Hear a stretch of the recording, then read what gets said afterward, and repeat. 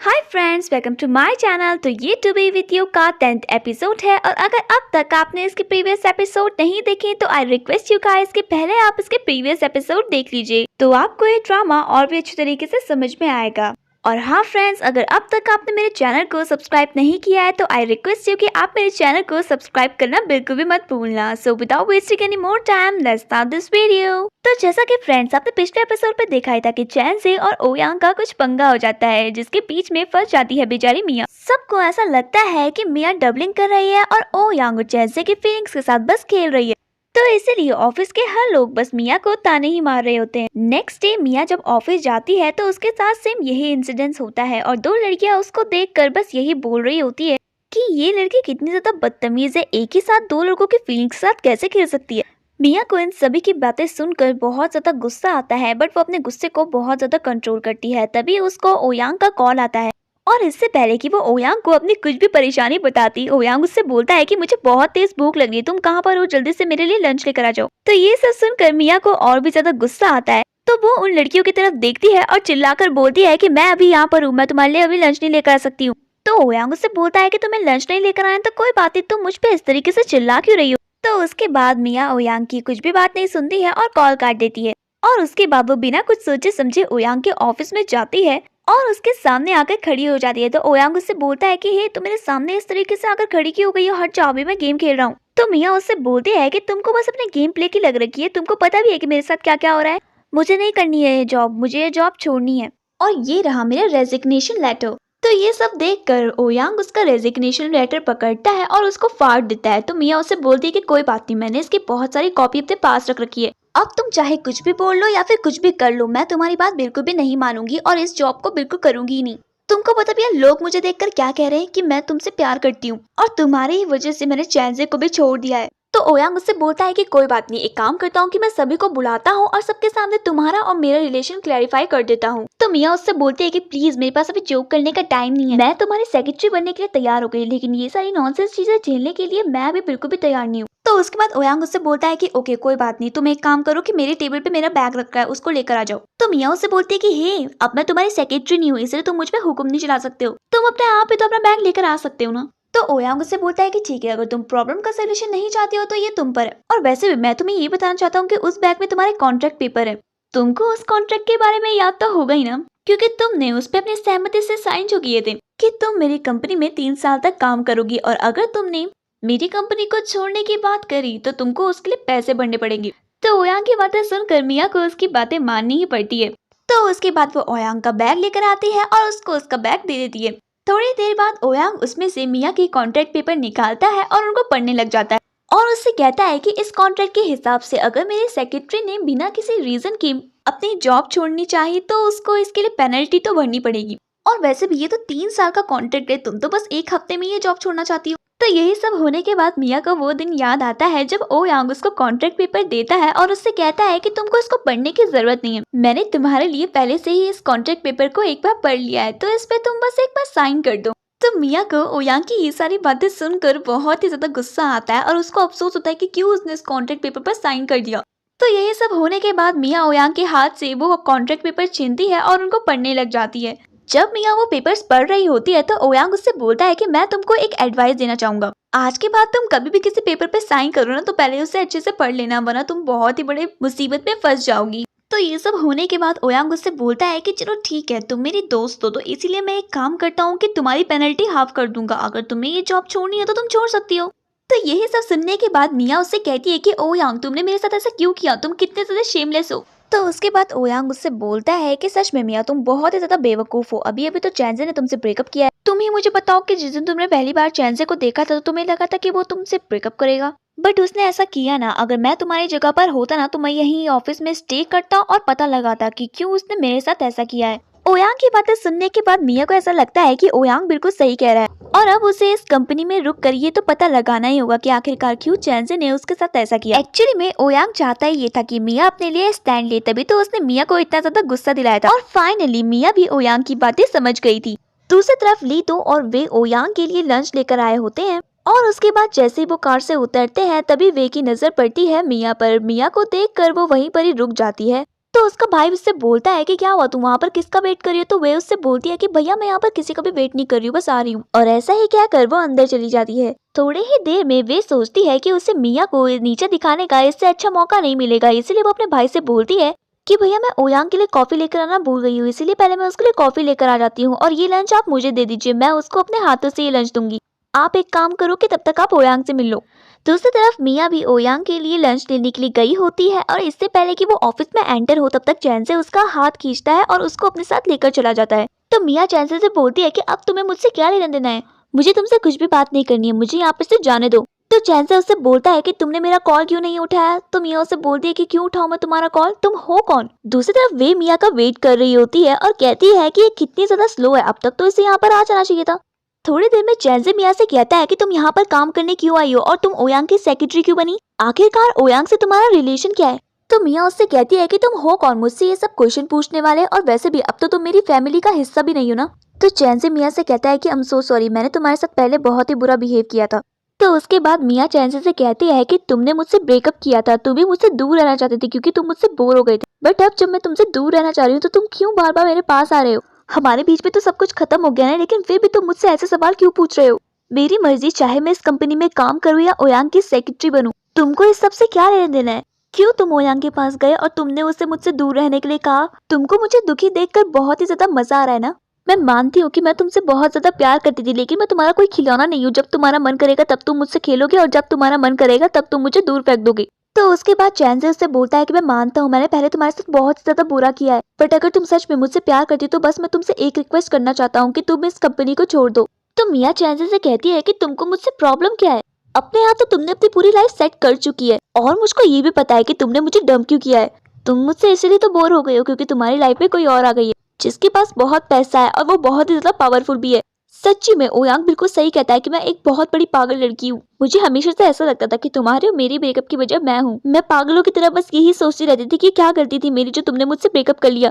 हमेशा यही सोचती रहती थी कि किस तरीके से मैं अपनी गलती को सुधारूं, लेकिन मुझे क्या पता था कि मेरी जिंदगी की सबसे बड़ी गलती तुम ही हो, जो मैंने तुम्हें अपनी जान से भी ज्यादा प्यार किया। तो चैंसलर से बोलता है कि ये क्या कह रही हो, तुम कौन लड़की और तुम्हें मेरे बारे में ये सब किसने बताया। तो मिया उससे बोलती है कि ये सब जानने की तुमको कोई भी जरूरत नहीं है, और हाँ इस बात का ध्यान रखना कि आज के बाद मेरी लाइफ में कभी भी इंटरफेयर मत करना, क्योंकि तुम्हारी इंपॉर्टेंस मेरी लाइफ में अब खत्म हो चुकी है। और मैंने ये भी डिसाइड कर लिया है कि अब मैं कहीं नहीं जाऊंगी, इसी कंपनी में जॉब करूंगी और वो भी ओयांग की सेक्रेटरी बनकर। चैंसे से बात करने के बाद फाइनली मिया अंदर पहुंचती है। वहां पर उसे दिखती है वे, जो कि उसका वेट कर रही होती है काफी देर से। मिया का मूड तो चैंसे से बात करने के बाद बिल्कुल खराब हो चुका था और अब वो किसी से भी बात नहीं करना चाह रही थी, इसीलिए वो सीधे सीधे अंदर जा रही होती है। तब तक वे उसके रास्ते में आ जाती है और उसको अंदर ही नहीं जाने देती है। तो मिया उससे बोलती है कि अब तुमको क्या प्रॉब्लम हो रही है, क्यों तुम मुझे अंदर नहीं जाने दे रही हो। तो वे उससे बोलती है शायद तुम भूल गई हो उस दिन जो तुमने अपने स्टॉल में मेरे साथ किया था, किस तरीके से तुमने सबके सामने मुझे नीचे दिखाने के लिए मेरे सर पे जूस डाला था। तो मिया उससे बोलती है कि हाँ मुझे अच्छे से याद है, तो तुम मुझसे क्या चाहती हो। उसके बाद वे उसकी बात का जवाब नहीं देती है और उससे कहती है कि अच्छा तो तुम ओयांग के लिए लंच लेकर आ रही हो, तुमको क्या लगता है तुम्हारी इन हरकतों की वजह से ओयांग तुम्हें पसंद करने लग जाएगा। बट इस बात का हमेशा ध्यान रखना कि तुम ओयांग को कितना भी इम्प्रेस करने की कोशिश कर लो, वो तुमसे कभी भी इम्प्रेस नहीं होने वाला है। तो जब वे मिया से बात कर रही होती है तभी वहाँ पर से चैंजे भी आ जाता है और मिया चैंजे को देखने लग जाती है। तो वे उससे बोलती है कि तुम मेरी तरफ देखो, मैं तुमसे बात कर रही हूँ, तुम इधर उधर कहाँ देख रही हो।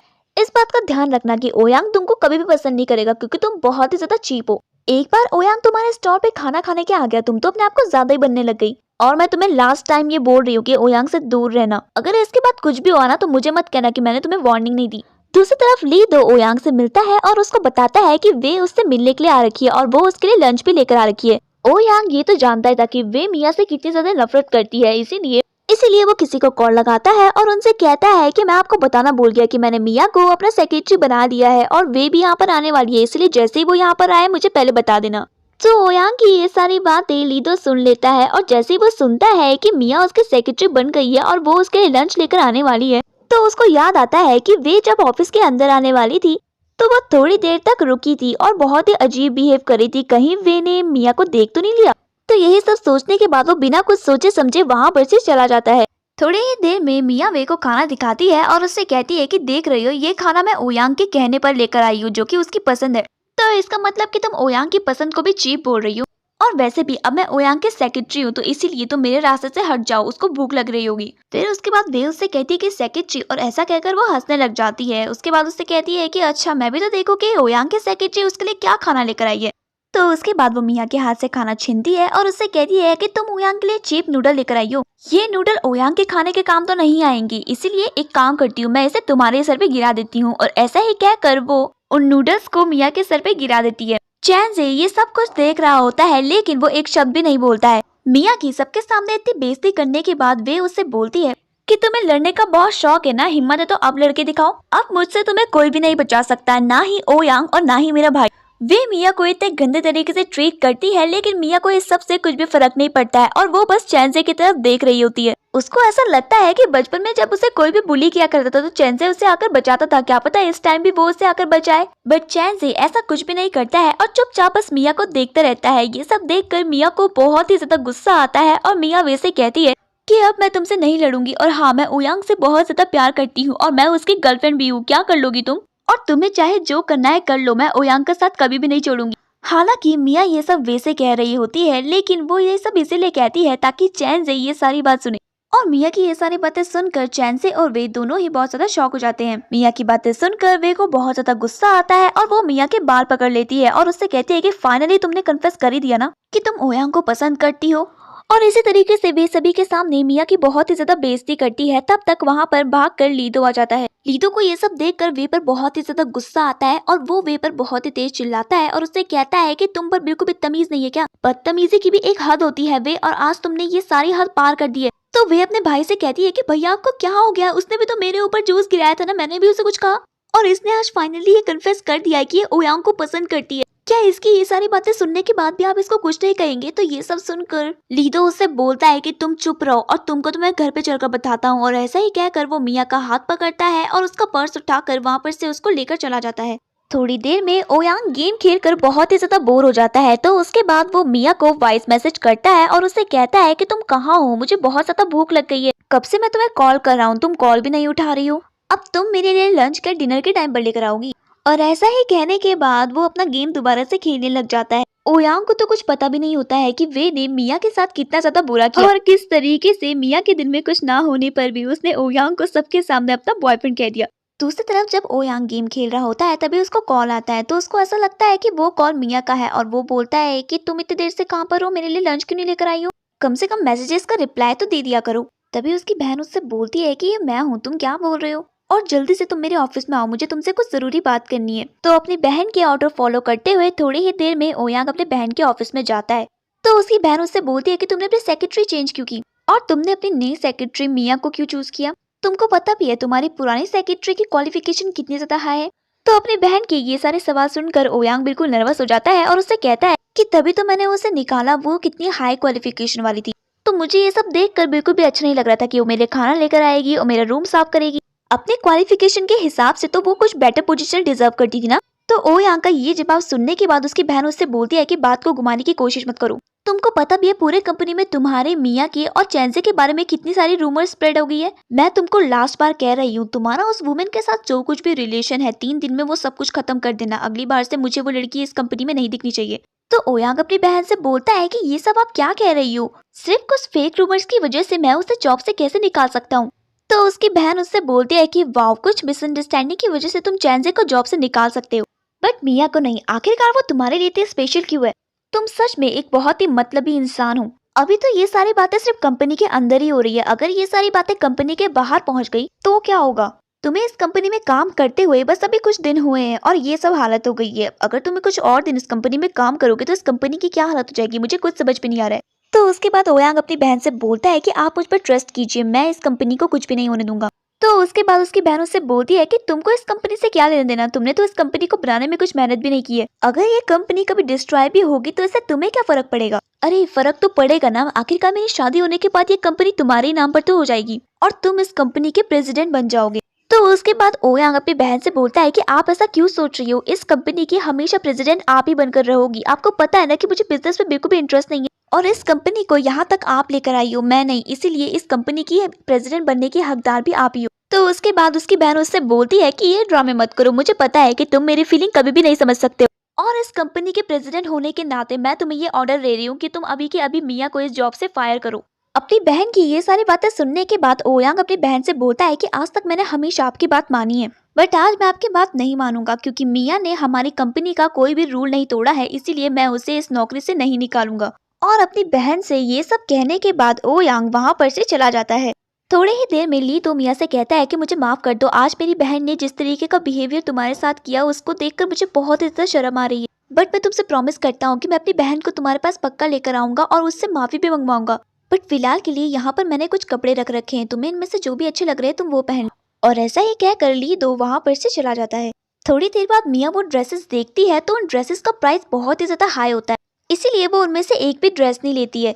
थोड़ी ही देर में ओयांग अपने ऑफिस में जाता है और वो देखता है कि उसके ऑफिस में एक लड़की बैठ रखी है। उसको लगता है कि वो लड़की कोई और नहीं है बल्कि मिया है। तो ऑफिस में जाते ही जाते उससे कहता है कि तुम्हें इतनी देर कहाँ हो गई, मैं तुम्हारा कब से वेट कर रहा था, तुम्हें पता है मुझे कितनी भूख लग रखी है। और ऐसा ही कहकर जब वो उसकी तरफ देखता है तो वो लड़की कोई और नहीं होती है बल्कि होती है वे।